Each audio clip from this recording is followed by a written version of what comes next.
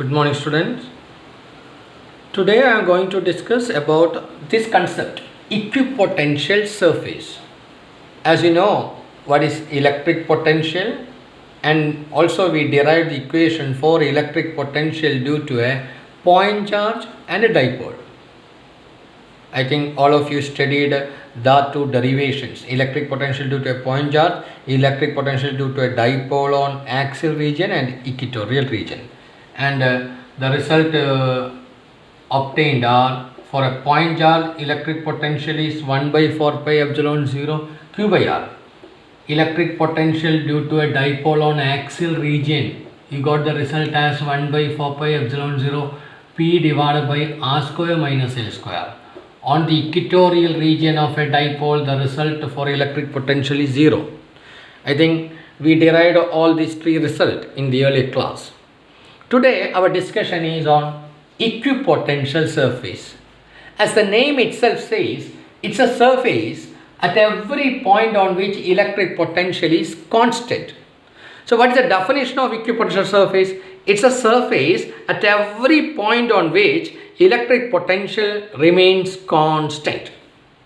Now, can we have such examples of equipotential surface? Let us see a point charge Q placed at O. From this charge Q, suppose I am taking a point A which is at a distance R from the charge Q. Do you know the equation for electric potential at A due to this charge? As it is a point charge, the equation for electric potential at A is this equation, 1 by 4 pi epsilon 0 q by r. Clear? Now, let us take another point B, which is also at the same distance R from Q. A എന്ന് പറയുന്ന പോയിന്റും ഞാനെടുത്ത B എന്ന് പറയുന്ന പോയിന്റും ക്യൂവിൽ നിന്നും ഒരേ ദൂരത്തിലാണ്. അപ്പോൾ ഇവിടുത്തെ ഇലക്ട്രിക് പൊട്ടൻഷ്യലിന്റെ ഫോർമുല എന്തെന്നെ വരിക? 1 by 4 pi epsilon 0 q by r. ഇവിടുത്തെ ഇക്വേഷനും സെയിം ആണ്. അതിലുള്ള ടേമുകളായ ക്യൂവും ഡിസ്റ്റൻസും പിന്നെ ഇത് കോൺസ്റ്റന്റും ആണ്. അതുകൊണ്ട് തന്നെ പൊട്ടൻഷ്യൽ വാല്യൂ ഇവിടെയും സെയിം ആണ് ഇവനെ കൊണ്ട്. അങ്ങനെ നോക്കിക്കഴിഞ്ഞാൽ നിങ്ങൾ ആറ് അകലത്തിലുള്ള എല്ലാ പോയിന്റുകൾ എടുത്താലും ഈ ക്യൂവിൽ നിന്ന് ആറ് അകലത്തിലുള്ള എല്ലാ പോയിന്റുകൾ എടുത്താലും ആ പോയിന്റുകൾക്കൊക്കെ പൊട്ടൻഷ്യൽ വാല്യൂസ് എന്താ കിട്ടുക? സെയിമാ കിട്ടുക. കാരണം പൊട്ടൻഷ്യൽ സ്കേലാറാണ്. അപ്പോൾ മാഗ്നിറ്റ്യൂഡ് മാത്രമേ ഉള്ളൂ, ഡയറക്ഷൻ ഒന്നും ഇല്ല. അപ്പോൾ ഇവിടുത്തെ പൊട്ടൻഷ്യലും ഈ ചാർജിനെ കൊണ്ട് സെയിം ആണ്. കാരണം ചാർജും ഡിസ്റ്റൻസും കോൺസ്റ്റന്റ് ആണ് ഈ എല്ലാ പോയിന്റിലേക്കും. അങ്ങനെ നോക്കിക്കഴിഞ്ഞാൽ നമ്മൾ ഈ പോയിന്റുകളെല്ലാം കണക്ട് ചെയ്തുകൊണ്ട് ഒരു സർഫേസ് ഉണ്ടാക്കി കഴിഞ്ഞാൽ ആ സർഫേസിന് എന്ത് ഷേപ്പാണ് ഉണ്ടാവുക? ഷേപ്പ് എന്താ ഉണ്ടാവുക?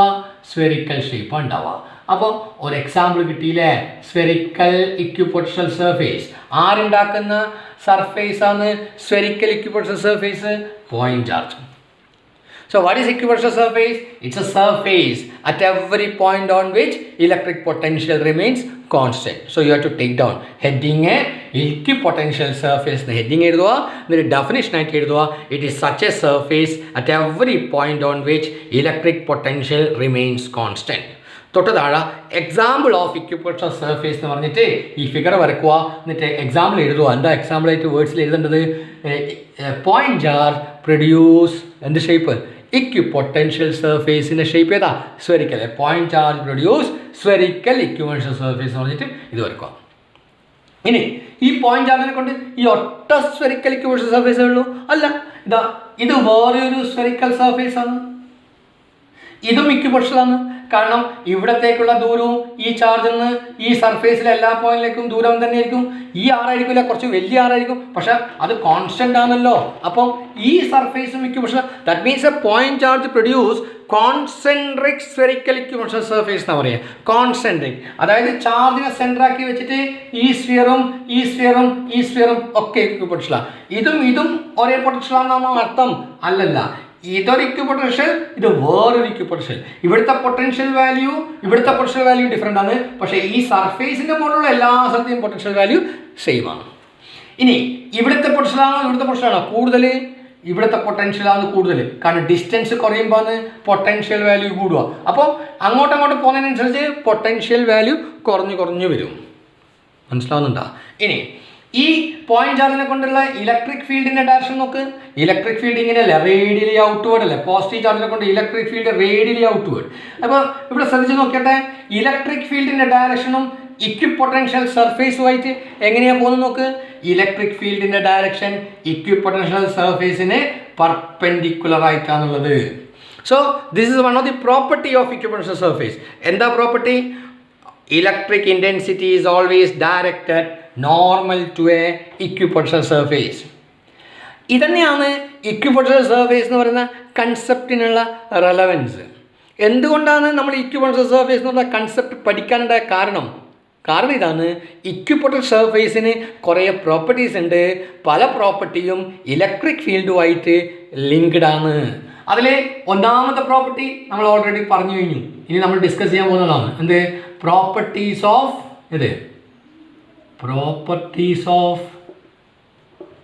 ആരുടെ പ്രോപ്പർട്ടിയാണ് പറയാൻ പോകുന്നത്? Equipotential surface. ഇക്വിപൊട്ടൻഷ്യൽ സർഫേസിനുള്ള പ്രോപ്പർട്ടീസാണ് പറയാൻ പോകുന്നത്. ഒന്നാമത്തെ പ്രോപ്പർട്ടി എന്താ നമ്മൾ കണ്ടത്? ഒരു ഇക്വിപൊട്ടൻഷ്യൽ സർഫേസിൽ എല്ലാ പോയിന്റിലും പൊട്ടൻഷ്യൽ എന്താണ്? കോൺസ്റ്റന്റ് ആണ്. അതായത് എയിലെ പൊട്ടൻഷ്യലും ബിയിലെ പൊട്ടൻഷ്യലും സെയിം ആണ്. അതുകൊണ്ട് എന്താ കാര്യം? പൊട്ടൻഷ്യൽ ഡിഫറൻസ് എത്രയായിരിക്കും? എയിലും ബിയിലും ഒരേ പൊട്ടൻഷ്യൽ ആണെങ്കിൽ പൊട്ടൻഷ്യൽ ഡിഫറൻസ് 0. പൊട്ടൻഷ്യൽ ഡിഫറൻസ് 0 എന്ന് പറഞ്ഞാൽ എന്താ അതിൻ്റെ അർത്ഥം? നമ്മൾ പഠിച്ചിട്ടുണ്ട്. പൊട്ടൻഷ്യൽ ഡിഫറൻസ് എന്ന് പറഞ്ഞാൽ by definition work done to move a +1 coulomb charge from 1 point to another point ആണ്. എക്കും ബിക്കും സെയിം പൊട്ടൻഷ്യൽ ആണെന്ന് പറഞ്ഞാൽ അർത്ഥം പൊട്ടൻഷ്യൽ ഡിഫറൻസ് 0 ആണെന്ന് അർത്ഥം. പൊട്ടൻഷ്യൽ ഡിഫറൻസ് 0 ആണെന്ന് പറഞ്ഞ അർത്ഥം ഇവിടെ നിന്ന് ഇവിടത്തേക്ക് +1 കുളത്തിനെ കൊണ്ടുപോകാൻ വർക്ക് ഒന്നും ചെയ്യണ്ട. അതാണ് ഒന്നാമത്തെ പ്രോപ്പർട്ടി. സോ പ്രോപ്പർട്ടി നമ്പർ 1 എന്ന് പറഞ്ഞിട്ട് നമ്മൾ എഴുതേണ്ടത് എന്താ? No work is required to transfer a charge from 1 point to another point on an equipotential surface. എഴുതിയ പ്രോപ്പർട്ടീസ് ഓഫ് ഇക്വിപൊട്ടൻഷ്യൽ സർഫേസ് എന്ന ഹെഡിങ് എഴുതിയിട്ട് ഒന്നാമത്തെ പ്രോപ്പർട്ടി ആയിട്ട് എഴുതേണ്ടത് no work is required to transfer a charge from 1 point to another point on an equipotential surface. എന്തുകൊണ്ടാണ് property വന്നതെന്ന് മനസ്സിലായ? Potential same ആയതുകൊണ്ട് പൊട്ടൻഷ്യൽ ഡിഫറൻസ് 0 ആണ്. പൊട്ടൻഷ്യൽ ഡിഫറൻസ് 0 ആയാൽ വർക്ക് ഡൺ വേണ്ട. രണ്ടാമത്തെ പ്രോപ്പർട്ടി ഓൾറെഡി നമ്മൾ ഡിസ്കസ് ചെയ്ത് കഴിഞ്ഞു. എന്താ പ്രത്യേകത? ഇക്വിപൊട്ടൻഷ്യൽ സർഫേസിലെ കൂടി ഇലക്ട്രിക് ഫീൽഡിൻ്റെ ഡയറക്ഷൻ നോർമലാണ്. സോ പ്രോപ്പർട്ടി നമ്പർ 2 എന്ന് പറഞ്ഞിട്ട് എഴുതേണ്ടത് electric field is always directed normal to an equipotential surface. Property number 1, no work is required to transfer a charge from one point to another point on an equipotential surface. Property number 2 എന്താണ്? Direction of electric field is always normal to an equipotential surface. അടുത്ത property number 3 എന്താ പറയുന്നത് വെച്ചാൽ, ഇപ്പോൾ ഇതൊരു equipotential surface ആണെന്ന് വിചാരിക്കുക, ഇത് വേറൊരു ഇക്വിപൊട്ടൻഷ്യൽ സർഫേസ് ആണെന്ന് വിചാരിക്കുക. രണ്ട് ഇക്വിപൊട്ടൻഷ്യൽ സർഫേസ് ഒരിക്കലും ഇങ്ങനെ കൂട്ടിമുട്ടൂല. എന്തുകൊണ്ടാണ് കൂട്ടിമുട്ടാത്ത? ഇതൊരു ഇക്വിപൊട്ടൻഷ്യൽ സർഫേസ് ആണെങ്കിൽ ഇങ്ങനെ ആയിരിക്കൂലേ അവിടുത്തെ നോർമലി പെർപെൻഡിക്കുലർ ഇങ്ങനെ ആയിരിക്കൂലേ, ഈ സർഫേസിന് പെർപെൻഡിക്കുലർ ഇങ്ങനെ ആയിരിക്കൂലേ. ഇതേപോലെ ഈ സർഫേസിന് പെർപെൻഡിക്കുലർ ഇങ്ങനെ ആയിരിക്കൂലേ. എന്തിനാണ് പെർപെൻഡിക്കുലർ വരച്ചത്? നമ്മൾ പഠിച്ചിട്ടുണ്ട് ഇക്വിപൊട്ടൻഷ്യൽ സർഫേസിന് പെർപെൻഡിക്കുലർ വരച്ചാൽ അത് ഇലക്ട്രിക് ഫീൽഡിൻ്റെ ഡയറക്ഷനാണ്. അപ്പോൾ ഈ പോയിന്റിലേക്ക് കൂടി രണ്ട് ഇക്വിപൊട്ടൻഷ്യൽ സർഫേസ് ഇങ്ങനെ പാസ് ചെയ്ത് പോകുന്നതുകൊണ്ട് അവിടെ നമുക്ക് രണ്ട് നോർമൽ വരക്കാലോ. ഈ സർഫേസിനെ ബേസ് ചെയ്തിട്ടും ഈ സർഫേസിനെ ബേസ് ചെയ്തിട്ടും അങ്ങനെ രണ്ട് നോർമൽ കാണിക്കുന്നത് ഈ ഒരു പോയിന്റിൽ ഇലക്ട്രിക് ഫീൽഡിന് രണ്ട് ഡയറക്ഷൻ ഉണ്ട് എന്നാണ്. നമ്മൾ കഴിഞ്ഞ ഇലക്ട്രിക് ഫീൽഡ് ലൈൻസിനെ കുറിച്ച് ഡിസ്കസ് ചെയ്യുമ്പോഴേ പറയുന്നുണ്ട് ഒരു പോയിന്റിൽ ഇലക്ട്രിക് ഫീൽഡിന് ഒറ്റ ഡയറക്ഷൻ ഉണ്ടാകാൻ പാടുള്ളൂ. അപ്പോൾ ഇങ്ങനെ രണ്ട് ഡയറക്ഷൻ ഉണ്ടാകാനുള്ള സാഹചര്യം ഒരിക്കലും ഉണ്ടാക്കില്ല. എന്തുകൊണ്ടാണ് ഇവിടെ രണ്ട് ഡയറക്ഷൻ ഉണ്ടായത്?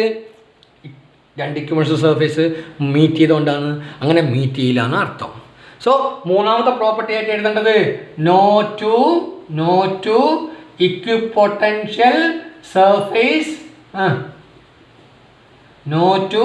ഇക്വിപൊട്ടൻഷ്യൽ സർഫേസ് ഇൻ്റർസെക്റ്റ് അല്ലേ? ഇൻ്റർസെക്റ്റ് ചെയ്യില്ല. എന്തുകൊണ്ടാണ് ഇൻ്റർസെക്റ്റ് ചെയ്യില്ല എന്ന് പറയുന്നത്? No two equipotential surface intersect each other. Reason അറിയാം.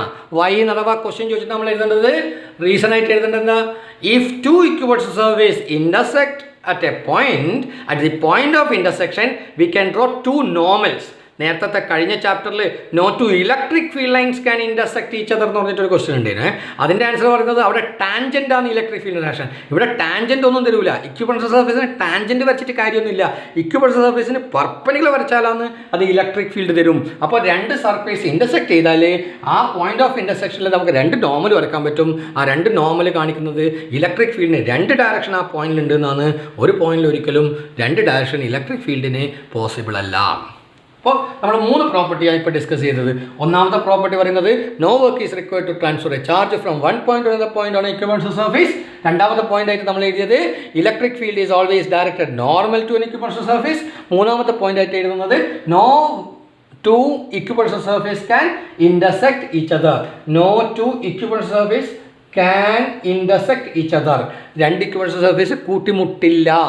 Why എന്നഥവാ ക്വസ്റ്റ്യൻ ചോദിച്ചാൽ നമ്മൾ പറയുന്നത് if two equipotential surface intersect at a point, at the point of intersection we can draw two normals indicating two direction for electric field intensity, which is impossible.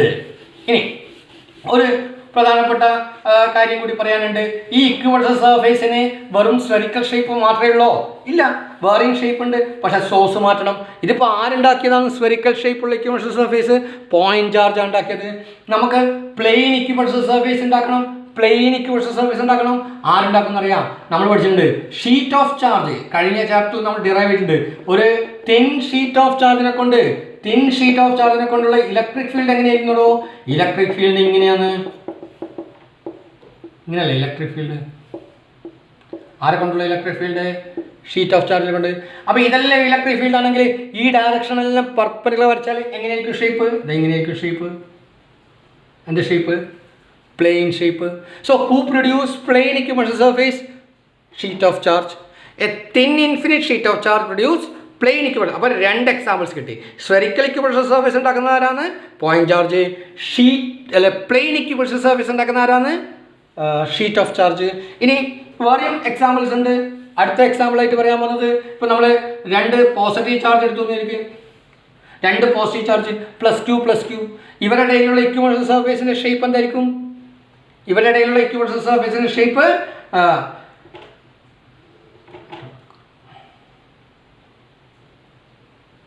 ഇങ്ങനെ.